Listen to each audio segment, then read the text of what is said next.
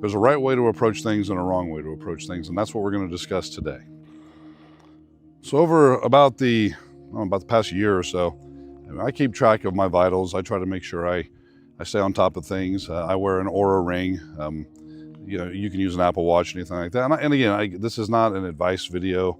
This is not a how-to video, but I would encourage individuals, regardless of your age, to get some type of trusted, proven, again, they're not all perfect, but some type of monitoring device where you can monitor your vitals, your average heartbeat, your even your VO2, things like that, even how you're sleeping at night. And that's huge. Sleep is massively underrated. It needs to be something that is prioritized. Dan Martell does a good job. He talks about, and I've done this ever since college.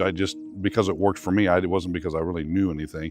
But I set a bedtime. I have a wake up time, but I prioritize my bedtime. And, I go to bed about 9:30 every night. Now, obviously there's those times where you can't do that. You get a phone call and somebody's just been released and they need help going somewhere or moving somewhere or finding a place to stay. But you have to prioritize your health. And for me, I started noticing that my blood pressure was going up.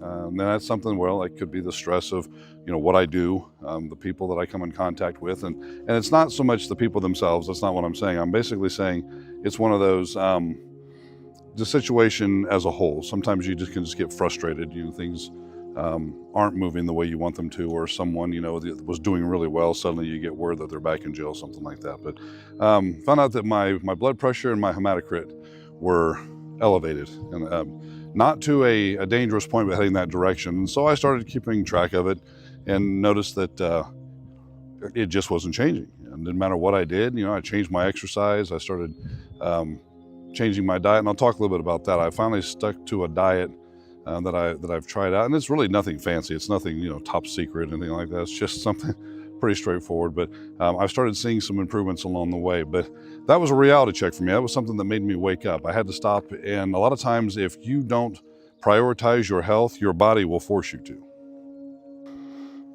Which brings me to my first main point, and that is a lot of times we, as people, we will not prioritize priorities until they become a priority.